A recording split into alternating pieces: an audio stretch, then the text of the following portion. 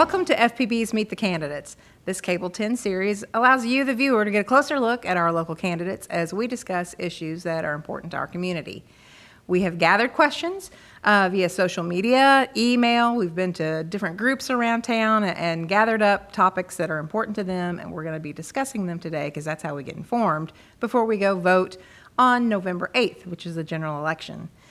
Today's guest is Leesa Unger, and she is a current commissioner on our city's Board of Commissioners. She's running for re-election, so we're going to talk to Leesa, find out how she feels about things that are important to you. So welcome, Leesa. Yeah, thanks for having me. Absolutely. So as I mentioned before, you are currently serving your first term on the City Commission, but in case there's people who are watching that might be new to the community or just aren't aware of things going on, just feel free to introduce yourself to them and tell us a little bit about yourself, your experience, and why you decided to run for re-election. Sure.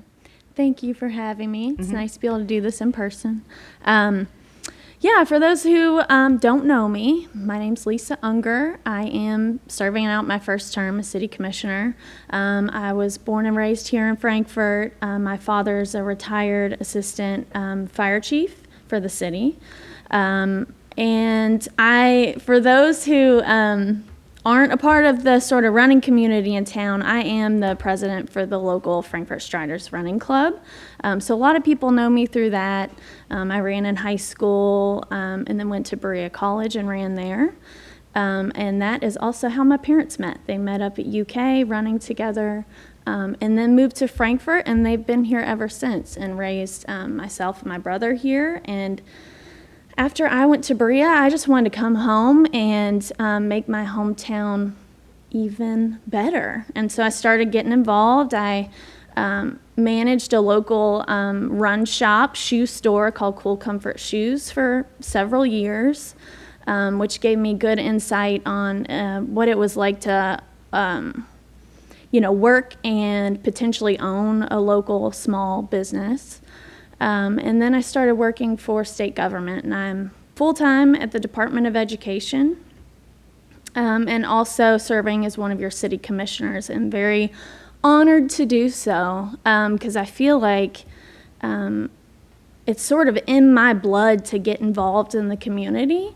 I was watching a lot of the meetings and honestly just didn't feel represented, and really wanted to see more women at the table, where all these very important decisions are being made in our local community, because really everything starts locally. And so here I am, and I'm so happy to be here, and also still excited. 2 years really doesn't feel long enough, so I knew I wanted to try to run a second term. We have a lot of good projects in the works, and I just wanted to sort of see some of those through. So here I am. All right. Yeah. Well, there are 6 candidates on the ballot for City Commission, and the top 4 vote getters will get elected to serve. So what do you think it is that distinguishes you from the other candidates? Well, I think maybe my energy. I feel like, really actually our board right now, we have just some fresh ideas, good energy. We're really working well together. So I feel like if we can keep that ball rolling, you'll really see us check things off the list. And, being local, having grown up here, come back and sort of see a lack of progress in certain areas or certain things that I really want to see get done. I've got the energy to try to keep that going. So Okay.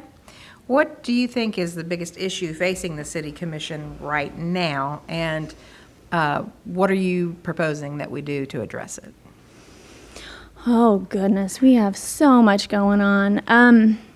For me, I think parcels B and C and the development of that is just probably one of the biggest things.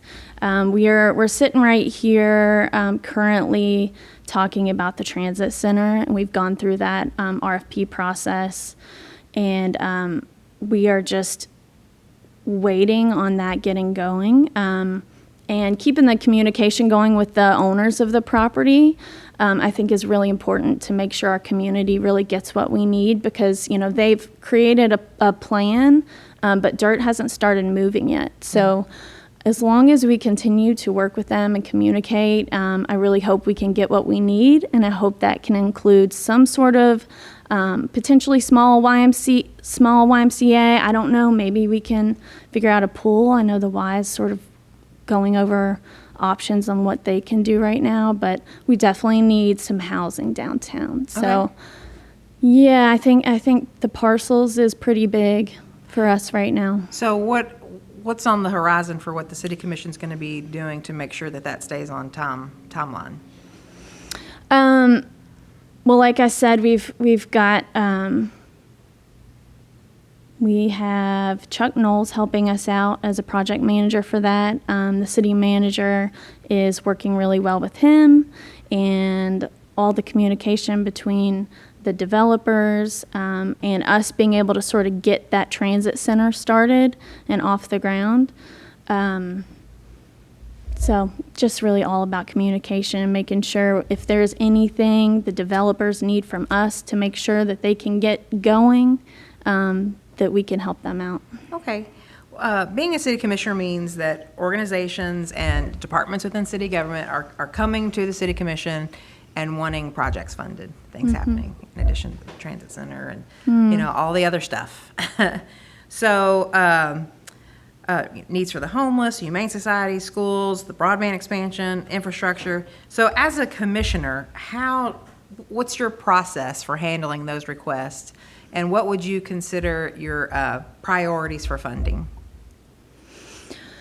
Oh my gosh, it's so hard because you want to be able to help everybody you can. So I've only gone through the budget process, twice now.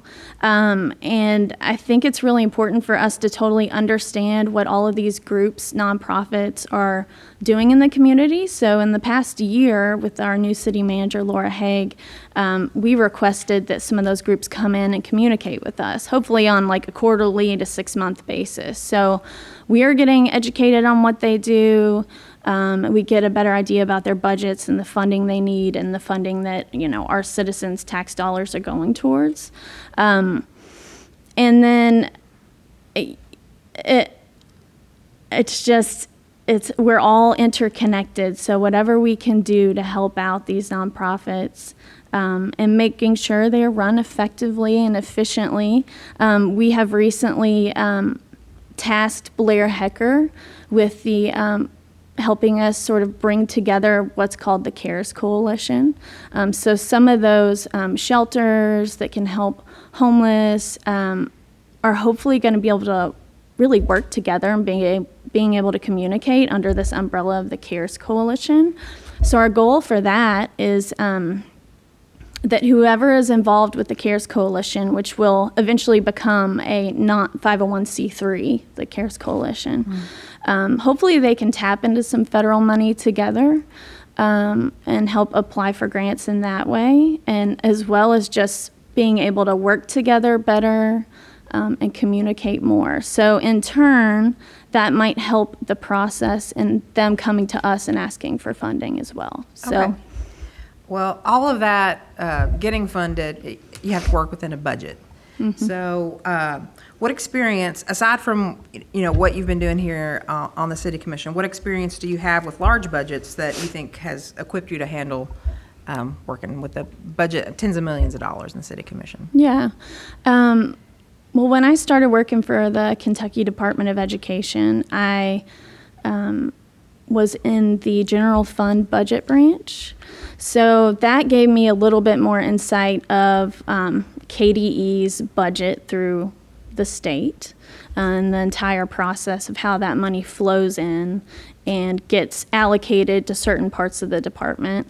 And now I'm sort of on the federal side of things at KDE, and I'm helping track some of the ESSER funding that's flowing through to school districts. So for me, it just sort of creates this like big umbrella idea of how funding comes to us and then how it's dispersed and then how they are handling that. Yeah. So at a different level, I'm seeing it at the city and really enjoying the process. Okay. And we've also started the finance committee, and I'm excited to be a part of that too, because it just gives me a little bit more insight and education on the entire budget. Okay. We've heard about an impending revenue shortfall, and if elected, what steps would you take to help put our city on firmer financial footing? Yeah, so that is the one thing nobody wants to hear right now. I think the one thing I'm not willing to do is cut any of our services. So we may be talking about some fees, having those hard conversations of, what taxes are we potentially going to have to look at. And nobody likes to hear that. But we're going to have some of those tough conversations really soon. Yeah. Even at a time of high inflation, again, as you discussed, and it was discussed Monday night, the City Commission is talking about multiple tax increases that will directly impact community residents. What belt tightening could you as a commissioner advocate for to make sure the city is not spending money it doesn't have, so it too can live within its means just like your constituents have to? Yeah. Oh, goodness. I feel like over the past 2 years and going over the budget, we've cut a lot already. So it's really hard. I mean, when I looked at the transportation budget and other departments, we had to cut down on staff. Positions that some weren't filled were cut. So, and we may have to look even further at that. And if we have to, it's okay. But like I said, I'm not okay with cutting services for citizens. I don't want our community to feel like they are not being taken care of. So it's just going to be, we'll just see how it goes. And so it sounds like looking for efficiencies in ways that you can. Sure. So a lot of people would say, do you think it's time to revisit the issue of a combined form of city-county government to be more efficient? Yeah. And I'm saying merger. Yeah, I know. The one thing nobody really And wants to say. Is that something that, is it time to revisit that issue? Yeah, so I'm not scared to talk about merger, but I know that if we were to go down that road, it would take away from a lot of the projects we have going, because we're talking about major staff time to try to figure that out. So I think we could start slow with merging certain services. I know that something my dad has always said is looking at emergency services, fire, and that sort of thing, and sort of starting there. Yeah. We've also discussed potentially the planning departments, bringing them together. Okay. Could be an easy first step. So I think if we just started slowly, I mean, we could even talk about parks. Yeah. Something I am not scared to do. I'm just afraid, like I said, that it might take away from some of the staff time and projects that we have currently going that I really want to see make that finish line. Yeah. So if it's not on the table, or even if it is on the table, it would take a while for that to happen. Yeah. So what is it that you could do as a commissioner to propose that both governments work more efficiently together to be more cohesive? It's really hard because we're two separate governments. I myself listen to all the county meetings. I try to make sure I know what's going on there. I know some people have proposed having even quarterly meetings between the two governments. I don't think that's a bad idea, but once again, we're talking about staff time, and I would want those meetings to be very focused so we don't waste time just showboating, but just staying very focused on one project or one topic. Yeah.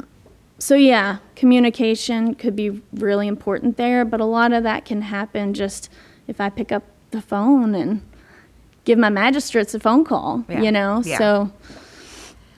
A big issue around town is economic development.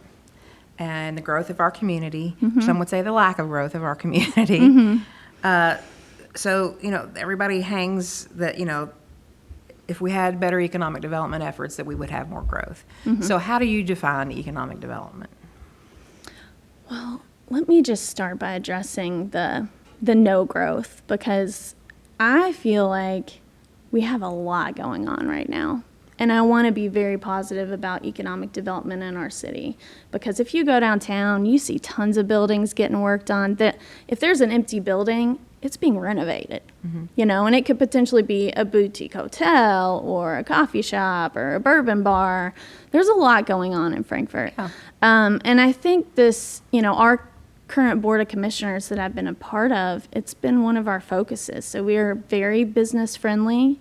I want to make sure, like I hear all the time from developers, that there's a lot of red tape in Frankfort.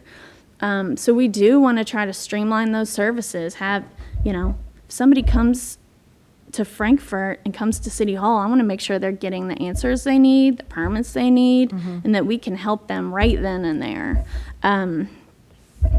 So I maybe got a little sidetracked on that one, but I'm so excited about all the projects we have going on and the potential for Frankfort in the next 5 years to just have more options and more tax flow coming in.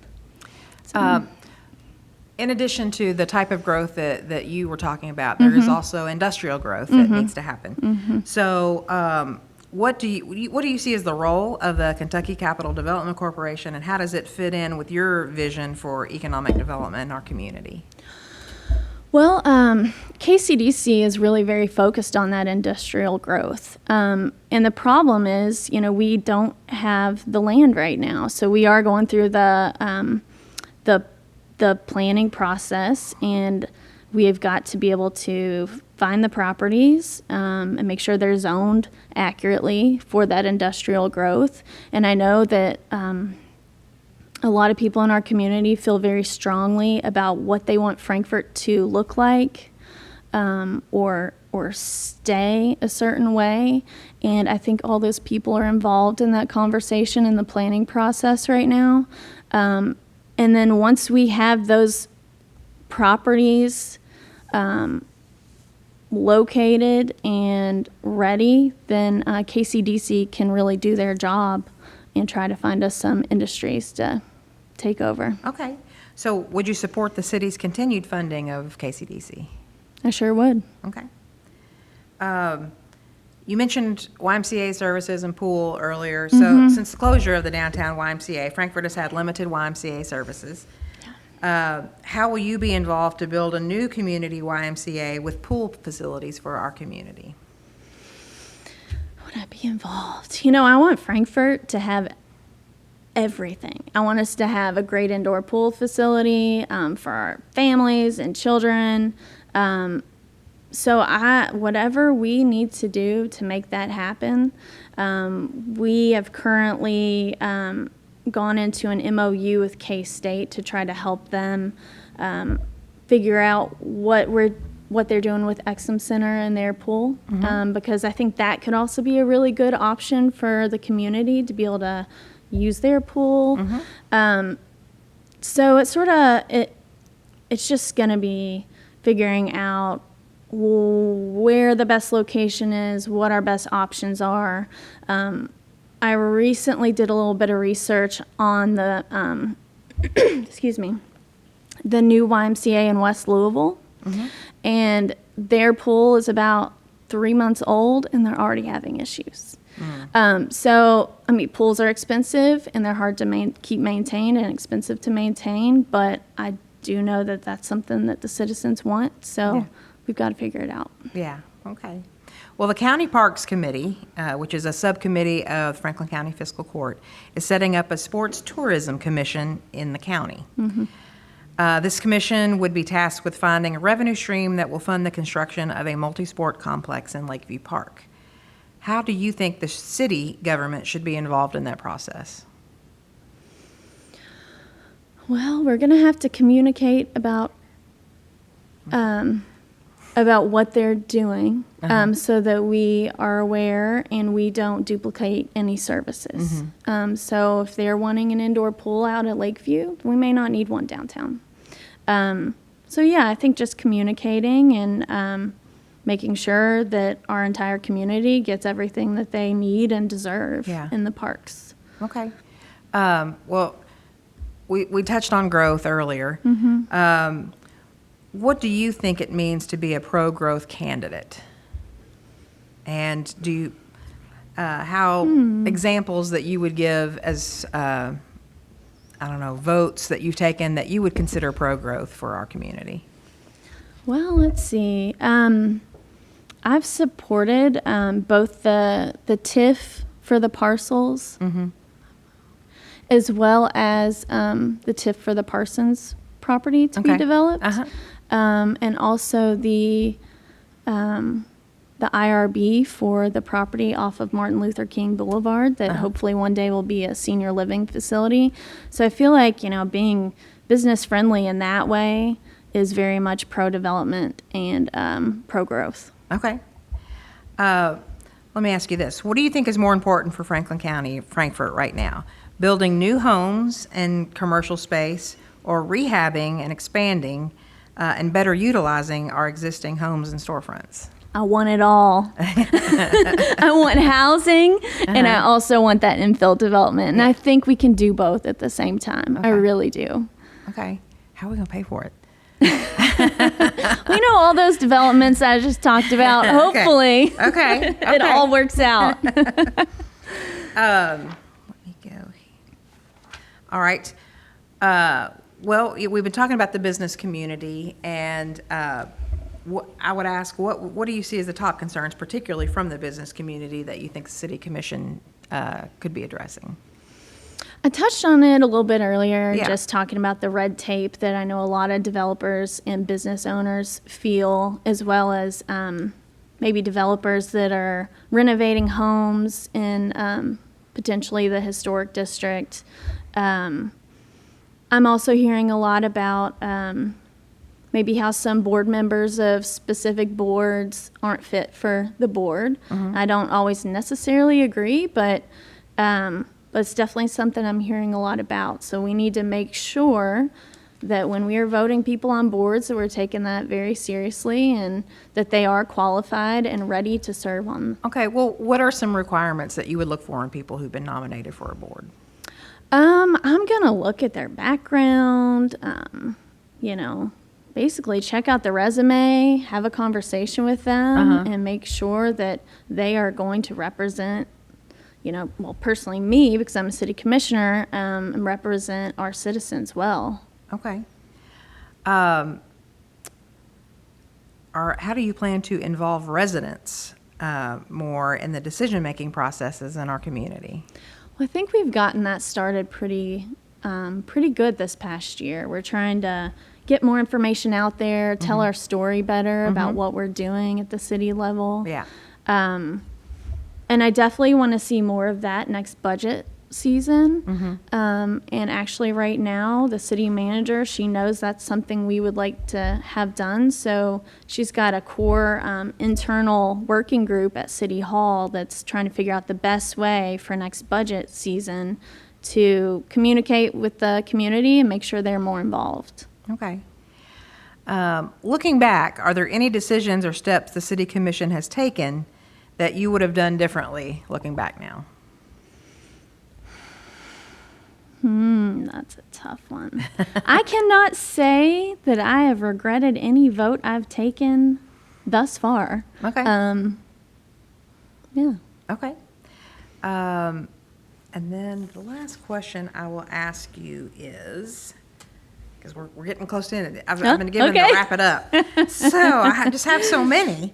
Well, I will say, just in general, what goals are you going to be looking to champion here in this next term if you get reelected? Okay, let's see. I got a mental list here. Okay.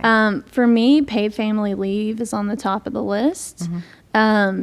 Just being a mother myself and knowing the struggles that our working families go through, I would like for our city employees to be able to have an option for paid family leave.